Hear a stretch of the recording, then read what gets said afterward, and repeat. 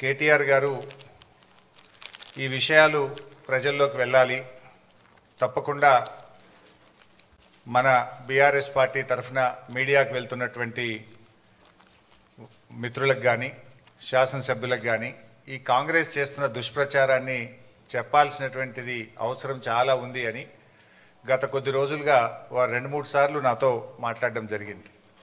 ఎందుకంటే కాంగ్రెస్ కూర్చోబెట్టండి బాబు, జర్నలిస్టులకు వచ్చిండ్రు, వాళ్ళని కూర్చోబెట్టి మీరు ఇట్లా నువ్వు లేవు బిడ్డ. అయితే ఈరోజు మేము చెప్పేవన్నీ కూడా 100% వాస్తవాలు, ఆధారాలతోని, డాక్యుమెంట్లతోని ఈరోజు మీకు వివరించే ప్రయత్నం చేస్తున్నాం. ఏది రాజకీయ ఉపన్యాసం కానే కాదు, ఏ ఒక్కటి కూడా అవాస్తవాలు చెప్పడమో కాంగ్రెస్ నాయకుల్లాగా రేవంత్ రెడ్డి లాగా బట్టగాల్చి మీదేసే ప్రయత్నమో మేము చేయలేదు. ఎందుకంటే కేసీఆర్ గారు మా అందరికీ నేర్పింది ఒకటే, ఎన్నో త్యాగాలతోని పోరాటాలతోని తెలంగాణ సాధించాం. మనకు రాజకీయాల కంటే కూడా రాష్ట్రం ముఖ్యం, రాష్ట్ర ప్రజల ప్రయోజనాలు ముఖ్యం. అధికారంలో ఉన్న ప్రతిపక్షంలో ఉన్న రాష్ట్ర ప్రయోజనాల కోసమే పనిచేయాలనేదే కేసీఆర్ గారు ఎప్పుడు కూడా మాకు చెప్తూ ఉంటారు. అందువల్ల ఈరోజు కూడా ఒక బాధ్యతాయుతమైనటువంటి ప్రతిపక్షంగా ఈ కాళేశ్వరం ప్రాజెక్ట్ మీద, కాళేశ్వరం అనేది definitely it is a life line to the state of Telangana. ఇది ఒక జీవధార. ఈరోజు ఈ కాళేశ్వరం మీద కేవలం రాజకీయాల కోసం కాంగ్రెస్ పార్టీ దుష్ప్రచారం చేయడం కోసం, బురద జల్లడం కోసం, రాజకీయ లబ్ధి పొందడం కోసం ఈ ప్రాజెక్టును మరమ్మతు చేయకుండా తాత్సారం చేసే ప్రయత్నం చేస్తుంది. అంటే రాష్ట్ర ప్రయోజనాల కంటే రాజకీయ ప్రయోజనాల మీదనే కాంగ్రెస్ పార్టీ ఎక్కువ దృష్టి పెడుతూ బురద జల్లే ప్రయత్నం చేస్తుంది. అందువల్ల ఈ ప్రజెంటేషన్లో చాలా వివరంగా మీకు చెప్పే ప్రయత్నం చేస్తాం. అందరికీ సాఫ్ట్ కాపీసు, హార్డ్ కాపీస్ కూడా పంపిస్తున్నాం. ఒకటేమో ఈ బ్రీఫ్ ప్రజెంటేషన్, ఒకటి పీపీటీ మీ అందరికి షేర్ చేశాం. రెండవది కాళేశ్వరం ప్రాజెక్టు మీద వాస్తవాలు, అంటే వక్రీకరణలు, వాస్తవాలు, వివరాలన్నీ కూడా మీకు అందిస్తూ ఉన్నాం. ఈ 2 బుక్స్ కూడా మీ అందరికీ ఇచ్చాం, దయచేసి చదవండి. మీరు ప్రజెంటేషన్ అయిన తర్వాత ఇంకేమైనా డౌట్స్ ఉంటే కూడా ఐ విల్ క్లారిఫై. మీ అందరికీ ఒక నోట్బుక్, పెన్ కూడా ఇచ్చాం, నోట్ చేసుకోండి. లాస్ట్లో I will answer all your questions and doubts. Yeah please. నేను కూడా ఈరోజు రాజకీయ విమర్శలు చేయట్లేదు, ఓన్లీ వాస్తవాలు చెప్పే ప్రయత్నమే చేస్తున్నా. పొలిటికల్గా చాలా వేదికలు ఉన్నాయి, మాట్లాడతాం. కానీ today I will try to explain the brief facts on Kaleshwaram. ముందుగా అసలు కాళేశ్వరం అంటే ఏంటి? పదే రేవంత్ రెడ్డి గారు కాళేశ్వరం కుప్పగూలిపోయింది అని ఒక స్టాండర్డ్ డైలాగ్ కొడుతూ వస్తూ ఉన్నాడు. వాస్తవానికి కాళేశ్వరం అంటే 3 బ్యారేజీలు, 15 రిజర్వాయర్లు, 19 సబ్స్టేషన్లు, 21 పంప్ హౌజ్లు, 203 కిలోమీటర్ల టనెల్లు, 1531 కిలోమీటర్ల గ్రావిటీ కెనాలు, 98 కిలోమీటర్ల ప్రెషర్ మెయిను, 141 టీఎంసీల సామర్థ్యం కలిగిన రిజర్వాయర్లు, 530 మీటర్ల ఎత్తుకు నీటిని ఎత్తిపోసేటువంటి వ్యవస్థ, 240 టీఎంసీల నీటి వినియోగం. ఇది మొత్తం కాళేశ్వరం యొక్క సమాహారం. ఈ మొత్తంలో ఆ 3 బ్యారేజీల్లో 1 బ్యారేజీలో 2 పిల్లర్లు మాత్రమే కుంగాయి. అంటే మీకు 15 రిజర్వాయర్లు ఇంటాక్ట్ ఉన్నాయి, 19 సబ్స్టేషన్లు ఇంటాక్ట్ ఉన్నాయి, 21 పంప్ హౌస్లు ఇంటాక్ట్ ఉన్నాయి, 203 కిలోమీటర్ల టనల్ ఇంటాక్ట్ ఉంది, 1531 కిలోమీటర్ల గ్రావిటీ కెనాల్ ఇంటాక్ట్ ఉంది, 98 కిలోమీటర్ల ప్రెషర్ మెయిన్ ఇంటాక్ట్ ఉంది, 141 టీఎంసీల రిజర్వాయర్లు ఇంటాక్ట్ ఉన్నాయి, ఈ లిఫ్ట్ సిస్టమ్ ఇంటాక్ట్ ఉన్నది. ఆ 3 బ్యారేజీల్లో 1 బ్యారేజ్ మేడిగడ్డ, దాంట్లో 85 పియర్స్ ఉన్నాయి. 2వ బ్యారేజ్ సుందిల్ల, అందులో 74 పియర్స్ ఉంటాయి. 3వ బ్యారేజ్ అన్నారం, అందులో 64 పియర్స్ ఉన్నాయి. సో అన్నారంలో ఉన్న 64 పియర్స్ బ్యారేజ్ ఇంటాక్ట్, సుందిల్లలో ఉన్న 74 పియర్స్ బ్యారేజ్ ఇంటాక్ట్. మేడిగడ్డ బ్యారేజీలో 85 పియర్స్లో 2 పియర్స్ మాత్రమే కుంగినాయి. అంటే కాళేశ్వరంలో ఉండే ఇన్ని కాంపోనెంట్లలో 1 బ్యారేజ్ మేడిగడ్డ, ఆ మేడిగడ్డలో 85 పియర్స్లో 2 పియర్స్ మాత్రమే కుంగినాయి. దానికి మొత్తం కాళేశ్వరమే కుప్పగూలింది అనేటువంటి ఒక దుష్ప్రచారాన్ని చేసేటువంటి ప్రయత్నం గత కొంతకాలంగా కాంగ్రెస్ ప్రభుత్వం చేస్తుంది. అంటే ఈ 100 కాంపోనెంట్స్ అన్నీ కూడా ఇంటాక్ట్ ఉన్నాయి, అన్ని పియర్స్ మిగతా బ్యారేజీల్లో ఇంటాక్ట్ ఉన్నాయి. అండ్ కాళేశ్వరంలో బ్లాక్ వైజ్ కట్టాం మనం. జనరల్గా ఏదైనా ఒక బ్రిడ్జ్ కానీ ఏదైనా ఉంటే ఒక పియర్ పోతే మొత్తం బ్రిడ్జ్ పోవాల్సి వస్తుంది. కానీ ఇలా మేడిగడ్డలో దేర్ ఆర్ 7 బ్లాక్స్. సో ఒక్కొక్క బ్లాక్లో కొన్ని పియర్స్ ఉంటాయి, ఓవరాల్గా 85 పియర్స్ ఉన్నాయి. ఏదైనా రిస్టోరేట్ చేయాలంటే ఒక బ్లాక్ను రిస్టోర్ చేస్తే మొత్తం బ్యారేజ్ ఇంటాక్ట్ ఉంటుంది. ఈ విషయం నేను చెప్పడం లేదు, ఎన్డీఎస్ఏ రిపోర్ట్లో కూడా చెప్పారు. అది కూడా నేను ముందు మీకు చూపించేస్తాను. సో నెక్స్ట్, అయితే ఈ మధ్యకాలంలో మీరు చూస్తే ఇది మొత్తం కాళేశ్వరం యొక్క సమగ్ర స్వరూపం. మీరు గమనిస్తే ఇందులో యాక్చువల్గా తమ్మిడిహట్టి ఆ పైన, దిస్ ఈజ్ తమ్మిడిహట్టి. ఈ తమ్మిడిహట్టి దగ్గర నీళ్లు లేకపోతే మనం తమ్మిడిహట్టి ఈ సోర్స్ నుంచి ఇక్కడ ఎల్లంపల్లికి నీళ్ళు తెచ్చుకునే ప్రొవిజన్ ఉండేది. తమ్మిడిహట్టి నుంచి ఎల్లంపల్లికి నీళ్లు అవకాశం లేదు కనుక, నీళ్లు తక్కువ ఉన్నాయి కనుక తమ్మిడిహట్టి నుంచి మనము మేడిగడ్డకు రావడం జరిగింది. This is Medigadda, this is Annaram, then this is Sundilla. Sundilla నుంచి మనం ఎల్లంపల్లికి తెచ్చుకుంటాం. మారింది ఓన్లీ ఒకటే సిస్టమ్. తమ్మిడిహట్టి నుంచి ఎల్లంపల్లికి నీళ్ళు వచ్చే బదులు మేడిగడ్డ నుంచి ఎల్లంపల్లికి నీళ్లు తెచ్చాం. మారింది ఒకటే. ఇది మిగతాదంతా కూడా ఆల్రెడీ ఇంటాక్ట్ ఉన్నటువంటి సిస్టమే. ఇది కూడా ఎందుకు మార్చాము అనేది నేను ముందు ఎక్స్ప్లెయిన్ చేస్తాను. అంటే దానికంటే ముందు నేను చెప్పాల్సింది ఏంటంటే, కాళేశ్వరం యొక్క గొప్పతనం ఏంటంటే, కాళేశ్వరంకు దేర్ ఆర్ 3 సోర్సెస్. ప్రతిసారి మేడిగడ్డ నుంచే మనము నీళ్లు తీసుకురావాల్సిన అవసరం లేదు. పైన ఎస్ఆర్ఎస్పిలో బ్రహ్మాండమైనటువంటి వరద వస్తే, ఎస్ఆర్ఎస్పి ప్రాజెక్టుకు నీళ్ళు వస్తే, ఎస్ఆర్ఎస్పి నుంచి మిడ్ మానేరుకు డైరెక్ట్గా నీళ్లు తెచ్చుకుంటాం. మిడ్ మానేరుకు ఎస్ఆర్ఎస్పి నుంచే నీళ్ళు వస్తాయి. ఎస్ఆర్ఎస్పి నుంచి 2 రకాలుగా నీళ్ళు వస్తాయి మిడ్ మానేరుకు. ఒకటి వరద కాలువ ఉంది, రెండోది నార్మల్ ఎస్ఆర్ఎస్పి కెనాల్ ఉంది. సో గోదావరిలో మంచి వర్షాలు పడి ఎస్ఆర్ఎస్పి నిండితే గ్రావిటీ ద్వారా ఎస్ఆర్ఎస్పి నుంచి మనం మిడ్ మానేరుకు నీళ్లు తెచ్చుకోవడం జరుగుతుంది. సో మిడ్ మానేరుకు నీళ్ళు వచ్చినప్పుడు ఏమైందంటే, we will operate Motors only from mid Maner. మన పంపింగ్ స్టేషన్స్ మిడ్ మానేర్ నుంచి వాడి అన్నపూర్ణ రిజర్వాయరు, రంగనాయక సాగర్ రిజర్వాయరు, తర్వాత మన మల్లన్న సాగర్, తర్వాత కింద కొండపోచమ్మ సాగర్, ఇవన్నీ కూడా మనం ఆపరేట్ చేస్తాం. ఇది మల్లన్న సాగర్, ఇది రంగనాయక సాగర్, ఇది Annapurna, then this is mid Manair. ఇగో ఎస్ఆర్ఎస్పి నుంచి 2 సిస్టమ్స్ ఉన్నాయి. ఇది వరద కాలువ ద్వారా నీళ్ళు వస్తాయి, 2 ఎస్ఆర్ఎస్పి కెనాల్ ద్వారా కూడా నీళ్ళు వస్తాయి.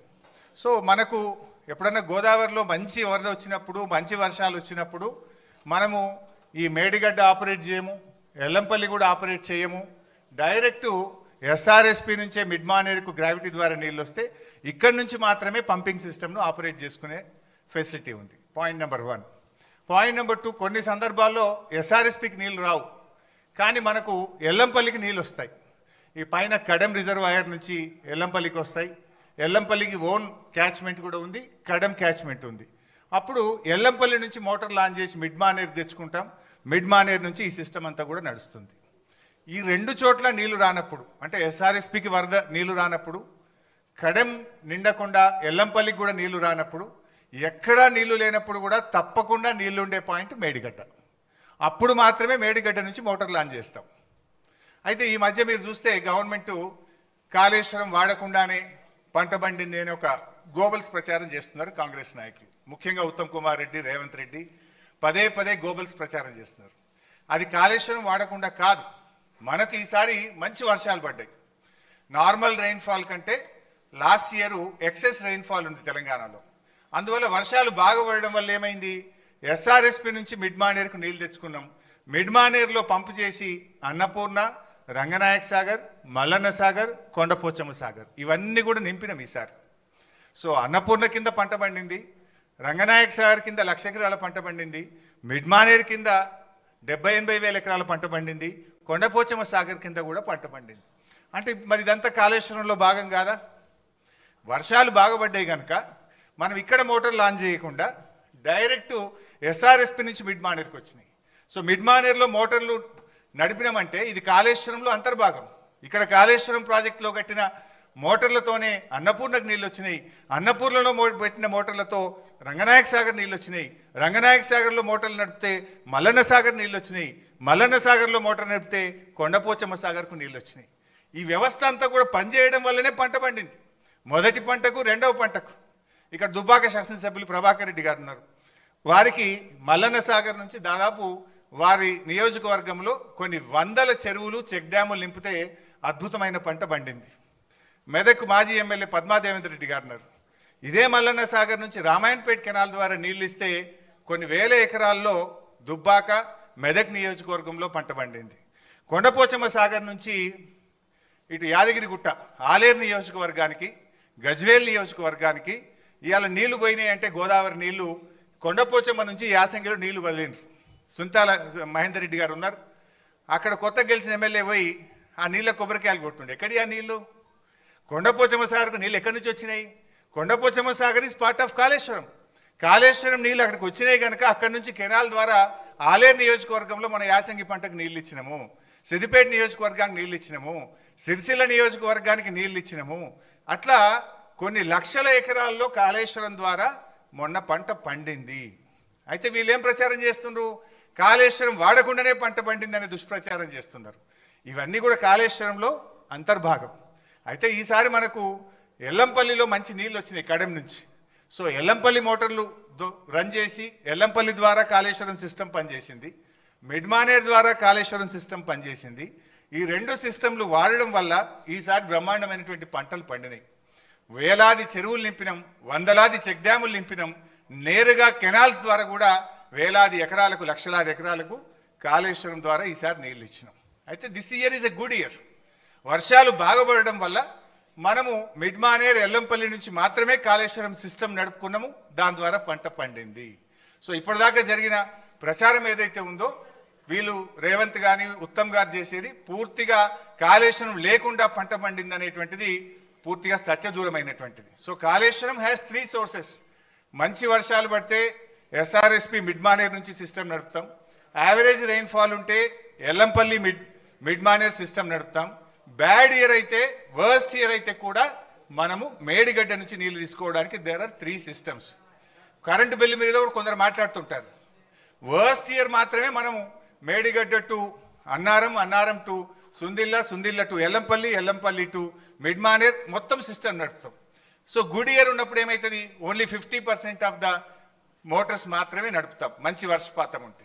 యావరేజ్ ఉంటే మనకు ఎల్లంపల్లి నుంచి నడుపుతాం, బ్యాడ్ ఇయర్ ఉంటే మేడిగడ్డ నుంచి నడుపుతాం. సో అందువల్ల కాళేశ్వరంకు 3 సోర్సెస్ ఉన్నాయి. సో ఈ సంవత్సరం కూడా కాళేశ్వరంతోని వానకాలం పంట పండింది, యాసంగి పంట పండింది, భూగర్భ జలాలు పెరిగినాయి. మొన్నటిదాకా ఏదైతే కాంగ్రెస్ పార్టీ కాళేశ్వరం లేకుండా పంట పండిందని చెప్పిందంతా కూడా పూర్తిగా సత్యదూరమైనటువంటి విషయం. ఇన్ఫ్యాక్ట్ బీఆర్ఎస్ గవర్నమెంట్ రాకముందు ప్రాజెక్టుల ద్వారా చెరువులు నింపే ఫెసిలిటీ లేదు.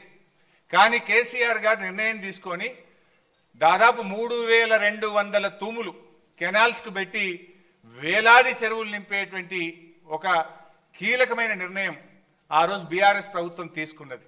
అందువల్లనే ఇప్పుడు ఈ ఫ్లడ్ ఫ్లో కెనాల్ ఇది కూడా ఒక రిజర్వాయర్గా మారిపోయి ఈ ఫ్లడ్ ఫ్లో కెనాల్కు 2 వైపులా చొప్పదండి, జగిత్యాల, కొరుట్ల నియోజకవర్గంలో ఈ ఫ్లడ్ ఫ్లో ద్వారా కూడా పెద్ద ఎత్తున చెరువులు నింపే కార్యక్రమం కూడా జరిగింది. వాగుల్లో కూడా ముఖ్యంగా మొన్న కూడా నేను పంపినాం. ఈ మన మిడ్మానేర్ నుంచి మొన్న ఎండాకాలం దుబ్బాక నియోజకవర్గంలోని కుడవెల్లి వాగు నీళ్లు వదిలితే మన ముస్తాబాద్లోని అప్పర్ మానేర్ ప్రాజెక్టు నిండింది. అదేవిధంగా కొండపోచమ్మ సాగర్ నుంచి హల్దీ వాగులో నీళ్లు వదిలితే నర్సాపూర్ నియోజకవర్గం సుంతా లక్ష్మారెడ్డి గారి నియోజకవర్గంలో దాదాపు 10ల సంఖ్యలో చెక్ డ్యాంలలో వెల్దుర్తి, కొల్చారం, కౌడిపల్లి ఆయా మండలాలకు నీళ్లు వెళ్ళి బ్రహ్మాండంగా ఆ ప్రాంతంలో పంటలు పండినాయి. మన యాసంగిలో కూడా పంటలు పండినాయి. సో కాళేశ్వరం ద్వారా మనము యాసంగిలో కూడా బ్రహ్మాండమైనటువంటి పంటలు పండినాయి. సో కాళేశ్వరం వాడకుండా పంట పండిందని కాంగ్రెస్ చేస్తున్న దుష్ప్రచారం పూర్తిగా సత్యదూరమైనటువంటిది. నెక్స్ట్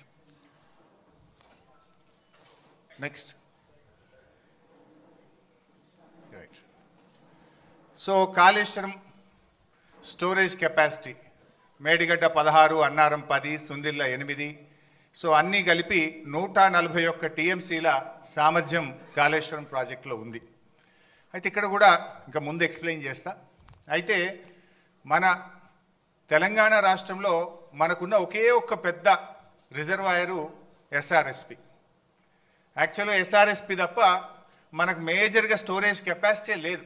ఉమ్మడి ఆంధ్రప్రదేశ్లో తెలంగాణలో కట్టిన కల్వకుర్తి కానీ, నెట్టంపాడు కానీ, భీమా కానీ, కోయిల్ సాగర్ కానీ ఏ ప్రాజెక్టులు కూడా రిజర్వాయర్లు కట్టలేదు. కానీ కేసీఆర్ గారు ముందు చూపుతోని ఇంత బ్రహ్మాండంగా 141 టీఎంసీల రిజర్వాయర్లను మరి పెద్ద ఎత్తున 16 రిజర్వాయర్లను రూపకల్పన చేసి వీటన్నిటి కూడా నిర్మించాం. కొంతమంది అంటుంటారు కాళేశ్వరం ప్రాజెక్ట్ కాస్ట్ పెరిగింది. అంతకుముందు వాళ్ళు పెట్టిన ప్రాణహిత చేవెళ్లలో 141 కాదు, కేవలం 11 టీఎంసీల సామర్థ్యం మాత్రమే ఉండేది. మరి మల్లన్న సాగర్ లాంటి రిజర్వాయర్ 50 టీఎంసీల రిజర్వాయర్ కడితే అక్కడ 13,000 ఎకరాల భూసేకరణ చేసినాం. దాదాపు 8 గ్రామాలకు R&R కాలనీ చేసినాం.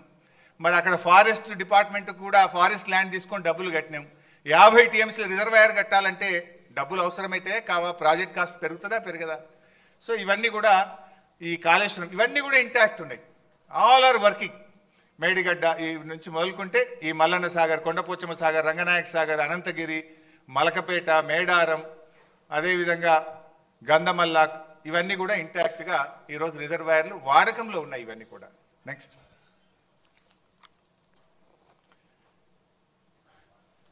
మీరు అప్పుడప్పుడు చూస్తుంటారు. రేవంత్ రెడ్డి ఒకసారి మాట్లాడతాడు కాళేశ్వరం మీద 1 ఎకరా బారలేదంటాడు. ఉత్తమ్ కుమార్ రెడ్డి రోజు నిద్రలేసి 50,000 ఎకరాలే బారిందంటాడు. ఇంకొక కాంగ్రెస్ నాయకుడు అంటాడు 1,00,000 ఎకరాలే బారిందంటాడు. ఇవాళ నోటికి మొక్కాలి. ఒక్కొక్క లీడర్ ఒక్క తీరుగా మాట్లాడతాడు. ఇది నేను చెప్తున్నది కాదు. Source submission of irrigation engineers report to the newly formed Congress government. కొత్తగా రాష్ట్రంలో ఏర్పాటైన కాంగ్రెస్ ప్రభుత్వానికి వీళ్ళు కాళేశ్వరం రివ్యూకు పోతే ఇరిగేషన్ డిపార్ట్మెంట్ ఇచ్చిన ప్రజెంటేషన్ కాపీ, ఇది నా సొంత కవిత్వం కాదు, డిపార్ట్మెంటు కాంగ్రెస్ ప్రభుత్వానికి ఇచ్చిన ప్రజెంటేషన్. కాళేశ్వరం ద్వారా అప్పటికి 98,570 ఎకరాలు ఆయకట్టని, ఇది డైరెక్ట్ కాలువల ద్వారా. అదేవిధంగా కాలువల ద్వారా నింపిన 456 చెరువులను నింపడం ద్వారా 40,000 ఎకరాల ఆయకట్టు. ఎస్ఆర్ఎస్పి స్టేజ్ 1, స్టేజ్ 2 నిజాం సాగర్కు 1,67,000 ఎకరాల కొత్త ఆయకట్టు. మొత్తం 3,04,766 ఎకరాల కొత్త ఆయకట్టుకి ఇచ్చాం. అదేవిధంగా స్థిరీకరణ 17,08,230 ఎకరాలు స్థిరీకరణ జరిగింది. అదేవిధంగా కూడవెల్లి, హల్దీ వాగుల ద్వారా ఇందాక కేటీఆర్ గారు చెప్పినట్టు ఆ 2 వాగుల మీద 66 చెక్ డ్యాములు నింపితే 20,576 ఎకరాలకు సాగునీరు అందింది. మొత్తంగా కాళేశ్వరం ప్రాజెక్టు ద్వారా 20,33,572 ఎకరాలకు సాగునీరు అందింది. ఇది వాస్తవం. కానీ ఏం మాట్లాడతారు? 1 ఎకరా బారలేదని ఒకడంటాడు, 50,000 ఎకరాలు బారిందని ఒకడంటాడు, 1,00,000 ఎకరాలు బారిందని ఒకడంటాడు. వాస్తవానికి 20,33,572 ఎకరాలకు అప్పటికే సాగునీరు అందించాం. ఒక సంవత్సరం బాగా సివియర్ డ్రాట్ వస్తే ఎస్ఆర్ఎస్పికి కూడా రివర్స్ పంపింగ్ చేసినాం. మిడ్ మానేర్ నుంచి ఎల్ఎండికి నీళ్లు తెచ్చి ఎల్ఎండి ద్వారా ఎస్ఆర్ఎస్పి స్టేజ్ 1కు, స్టేజ్ 2లో తుంగతుర్తి, సూర్యాపేట, కోదాడ దాకా కూడా కాళేశ్వరం నీళ్లు పంపించి పంటలు కాపాడింది కేసీఆర్ గారి ప్రభుత్వం. సో ఇది అంతా కూడా ఇది వాస్తవమైన రిపోర్ట్. ఇది ఇరిగేషన్ డిపార్ట్మెంట్ ఇస్తున్న రిపోర్ట్. కానీ కాంగ్రెస్ నాయకులు ఎకరం బారలే 50,000 బారింది అనేటువంటి ఒక దుష్ప్రచారం చేస్తున్నారు. ఇది one point. Next, so Godavari నది మొత్తం 1,465 కిలోమీటర్లు ఉంటే మోర్ దెన్ 50%, 750 కిలోమీటర్లు మన తెలంగాణలో ప్రవహిస్తుంది. అయితే ఉమ్మడి ఆంధ్రప్రదేశ్లో కొన్ని జీవోలు ఇచ్చినారు అప్పటి ప్రభుత్వం. మొత్తం అంటే అప్పుడు బచావత్ ట్రిబ్యునల్ ఏం అవార్డు ఇచ్చిందంటే పైన రాష్ట్రాలకు నీళ్లు కేటాయిస్తూ all water belongs to the state of Andhra Pradesh అని చెప్పారు. అంటే అప్పుడు దిగువ రాష్ట్రంగా మనం ఉన్నాం కనుక ఇక మొత్తం నీళ్లు వీలయ్యాయి అని చెప్పిండ్రు. ఆ మొత్తం నీళ్ళలో అప్పటి ఆంధ్రప్రదేశ్ ప్రభుత్వం 1,480 టీఎంసీలు కేటాయిస్తే అందులో 969 తెలంగాణకు, 400 మిగతాది 969 కాకుండా మిగతా 500 ఆంధ్రప్రదేశ్కు కేటాయించింది. ఏ రోజు కూడా మనం 400 టీఎంసీలు కూడా వాడలేదు. అంటే ఏ ప్రాజెక్టులు కూడా కట్టకపోవడం వల్ల దేవాదులు కడితే పనులు జరగలే. మరి అదేవిధంగా ఎస్ఆర్ఎస్పి స్టేజ్ 2కు ఎన్నడూ 1 ఎకరానికి నీళ్లు పోలే. అయితే అప్పుడు తెలంగాణ ఉద్యమం కేసీఆర్ గారి నాయకత్వంలో ఉమ్మడి బాగా ఉధృతంగా జరుగుతూ ఉంటే ఆ తుమ్మిడిహట్టి దగ్గర ప్రాణహిత అనేటువంటి ప్రాజెక్టుకు రాజశేఖర రెడ్డి గారు శంకుస్థాపన చేసిండ్రు. అది కూడా ఆదరబాధగా అప్పుడు జలయజ్ఞం చేసి ఆంధ్రప్రదేశ్లో పోతిరెడ్డిపాడును పెంచి నీళ్లు తీసుకుపోయే ప్రయత్నం, ఆంధ్రప్రదేశ్ పోలవరం కట్టి నీళ్లు తీసుకుపోయే ప్రయత్నంలో తెలంగాణలో కూడా ఏదో ఒకటి స్టార్ట్ చేయాలని ఉద్యమంలో ఆ రోజు ప్రాణహితకు శంకుస్థాపన చేసిండ్రు. నెక్స్ట్ బట్ ఏం జరిగిందో కూడా నేను చెప్తా. ప్రాణహితలో 2007లో ప్రాణహితకు శంకుస్థాపన చేస్తే 2014 వరకు అంటే 8 సంవత్సరాలు కాంగ్రెస్ పార్టీ అధికారంలో ఉంది. ప్రాజెక్టు రూపకల్పన చేసినప్పుడు అప్పుడు అసెంబ్లీ ఎలక్షన్స్ 2009లో ఉండే. 2009 ఎలక్షన్ల ముందు ఒక ప్రాజెక్టుకు 4 జిల్లాల్లో కొబ్బరికాయ కొట్టిండ్రు. కరీంనగర్, మెదక్, ఆదిలాబాద్, రంగారెడ్డి 4 జిల్లాల్లో కొబ్బరికాయ కొట్టి 4 ఏళ్లలో ప్రాజెక్ట్ పూర్తి చేస్తాం, 4 ఏళ్లలో నీళ్ళు ఇస్తామని చెప్పి ఆ రోజు పెద్ద పెద్ద అడ్వర్టైజ్మెంట్లు ఇచ్చి ప్రచారం చేసిండ్రు. సరే 4 ఏళ్లలో ప్రాజెక్టు పూర్తి చేయడం అటుంచండి, కనీసం 4 ఏళ్లలో ప్రాజెక్టుకు అనుమతులు కూడా తేలే. 4 ఏళ్ళు ఇచ్చిపెట్టండి, 8 ఏళ్ళు వాళ్ళే అధికారంలో 2007 to 2014 కేంద్రంలో కాంగ్రెస్ ప్రభుత్వం, మహారాష్ట్రలో కాంగ్రెస్ ప్రభుత్వం, ఆంధ్రప్రదేశ్లో కాంగ్రెస్ ప్రభుత్వం. అప్పుడు ఇదే ఉత్తమ్ కుమార్ రెడ్డి మంత్రిగా ఉన్నాడు, ఇదే కోమటిరెడ్డి వెంకటరెడ్డి మంత్రిగా ఉన్నాడు, ఇదే శ్రీధర్ బాబు మంత్రిగా ఉన్నాడు. కానీ వీళ్ళెవ్వరూ పట్టించుకోలే. 8 ఏళ్లలో కాళేశ్వరం ప్రాజెక్టుకు అసలు అనుమతులు కూడా సాధించినటువంటి పరిస్థితి. తమ్మిడిహట్టి దగ్గర ఎక్కడైతే బ్యారేజ్ కడతామన్నారో దానికి మహారాష్ట్రతో అగ్రిమెంట్ చేయలేదు, మహారాష్ట్ర ప్రభుత్వాన్ని ఒప్పించే ప్రయత్నం చేయలేదు. అసలు అక్కడ ఒప్పుకోకుండా ఎక్కడైతే నిజంగా బ్యారేజ్ ఉందో ఆ బ్యారేజీ నిర్మాణం స్టార్ట్ చేయకుండా ఎక్కడెక్కడో పోయి టనల్లు కాలువలు తవ్వే ప్రయత్నం చేసిండ్రు. అసలు హెడ్ దగ్గర పని స్టార్ట్ చేయలేదు. అదేవిధంగా ఇది కాగ్ రిపోర్ట్. ఆ రోజు కాగ్ ఏం చెప్పిందో కూడా మనం చూస్తే substantial funds given as mobilization advance were blocked with the contractors as recovery there of could not be affected due to poor progress of works. This way especially so in respect of Pranahita Chevella and Dumugudam Nagarjun Sagar tail ponds. అంటే CAG కూడా ఆ రోజు కాంగ్రెస్ ప్రభుత్వం యొక్క పనిని తప్పుపట్టింది. అందులో కింద ఒక దగ్గర ప్రాణహిత చెవెల్ల 1052 కోట్లు మొబిలైజేషన్ అడ్వాన్స్ ఇచ్చిండ్రు అని చెప్పి ఆ రోజు కాగ్ తప్పుపట్టింది. వాస్తవానికి ఇది 2012 రిపోర్ట్. కానీ మొత్తంగా 2014 వరకు వాళ్ళు ఇచ్చిన మొబిలైజేషన్ అడ్వాన్స్ ఎంత అంటే 2328 కోట్లు. సర్వే అండ్ మొబిలైజేషన్ అడ్వాన్స్ పేరు మీద 2009 ఎన్నికల ముందు కాంట్రాక్టర్లకు ఇచ్చిండ్రు, జేబులు నింపుకున్నారు. 2014 ఎన్నికల ముందు కాంట్రాక్టర్లకు ఇచ్చిండ్రు, జేబులు నింపుకున్నారు. పని మాత్రం జరగలేదు. 2328 కోట్లు సర్వే మొబిలైజేషన్ అడ్వాన్స్ పేరు మీద కాంట్రాక్టర్లకు పనులు చేయకుండా అడ్వాన్స్ ఇచ్చి అవినీతికి పాల్పడ్డది ఆనాటి కాంగ్రెస్ ప్రభుత్వం.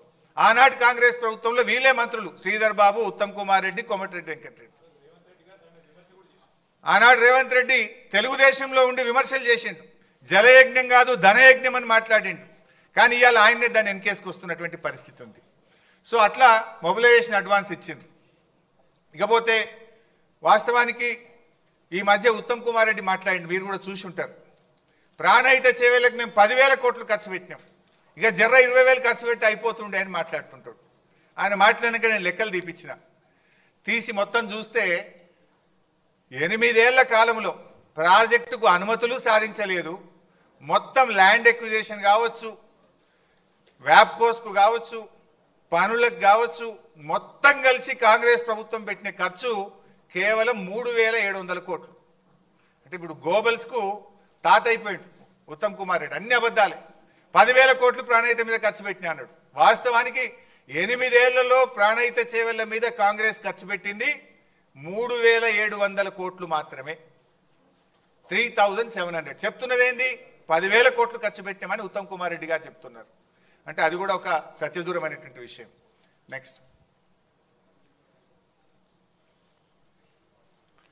ప్రాజెక్ట్ కాస్ట్ పెరిగిందని మన మీద బద్నాం చేస్తుండ్రు.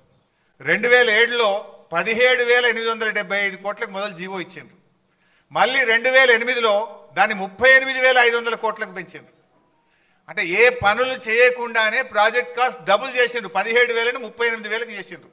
ఆ చూడండి పైన జీవో నంబర్ 114 ఉంది, అది 17,000 కోట్లు. కింద ఇంకొక జీవో 38,500 కోట్ల రూపాయలకు పెంచిండ్రు. ఢిల్లీకి 2012లో పంపిండ్రు అనుమతుల కోసం, అప్పుడు 40,000 కోట్లకు పెంచిండ్రు. అంటే 17,000 నుంచి 40,000 కోట్లకు ప్రాజెక్ట్ కాస్టు కాంగ్రెస్ హయాంలోనే పెరిగింది.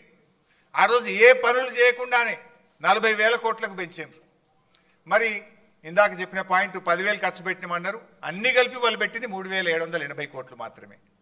సో ఇట్లా ప్రాజెక్ట్ కాస్టు 17,000 నుంచి 40,000 కోట్లకు కాంగ్రెస్ హయాంలోనే పెరిగింది. బట్ ఆ 40,000 కోట్లది కూడా ఎందుకు పెరిగిందో నేను ముందు ఎక్స్ప్లెయిన్ చేస్తా. నెక్స్ట్. సో బేసికల్లీ ఒక విషయం పదే పదే వస్తుంటుంది బయట. ఏమొస్తుంది? తమిడిహట్టి దగ్గర ప్రాజెక్ట్ కడితే గ్రావిటీ ద్వారా నీళ్ళు వస్తుండే, తమిడిహట్టి దగ్గరనే ప్రాజెక్టు కడితే 40,000 కోట్లకే అయిపోతుండే, వీళ్ళు కమిషన్ల కోసం ప్రాజెక్టును మార్చిండ్రు అని ఒక బురద జల్లే ప్రయత్నం బీఆర్ఎస్ మీద చేస్తుండ్రు. అసలు ఎందుకు మార్చినాం? తమిడిహట్టి దగ్గర మనం ప్రయత్నం చేసినామా లేదా? అసలు తమ్మిడిహట్టి నుంచి మేడిగడ్డకు మార్చాల్సిన అవసరం ఏంటి? ఇది నేను ఫ్యాక్ట్స్తో, ఆధారాలతో సహా ఒక్కసారి మీకు వివరించే ప్రయత్నం చేస్తాను. అసలు ఎందుకు మారాల్సి వచ్చింది? ముందే మనం డైరెక్ట్గా మార్చినామా? ఎప్పుడు అసలు మార్చే నిర్ణయం తీసుకున్నాం? ఏ పరిస్థితుల్లో నిర్ణయం తీసుకున్నాం? ఆ నిర్ణయం తీసుకున్నది ఎవరు? ఆ నిర్ణయం ఎందువల్ల తీసుకోవాల్సి వచ్చిందో I will try to explain. First of all, మన గవర్నమెంట్ 2 జూన్ 2014 ఏర్పడ్డది. మీరు చూస్తే 23 జూలై 2014, అంటే గవర్నమెంట్ ఏర్పడ్డ నెల 15 రోజుల్లోనే, that is our commitment. KCR గారు నన్ను నువ్వు మహారాష్ట్రకు వెళ్ళు, తమిడిహట్టి దగ్గర బ్యారేజ్ కట్టుకుందాం, వాళ్ళు ఎన్ని డబ్బులు అడుగుతా ఇద్దాం, నువ్వు పోయి వాళ్ళని ఒప్పించండి అని చెప్పి కేసీఆర్ గారు ఆ రోజు నీటిపారుదల శాఖ మంత్రిగా ఉన్న నన్ను, మన సలహాదారుడిగా ఉన్న ఆర్ విద్యాసాగర్ రావు గారిని ఇంజనీర్ల బృందం తీసుకొని వెళ్ళండి అని ఆదేశించారు.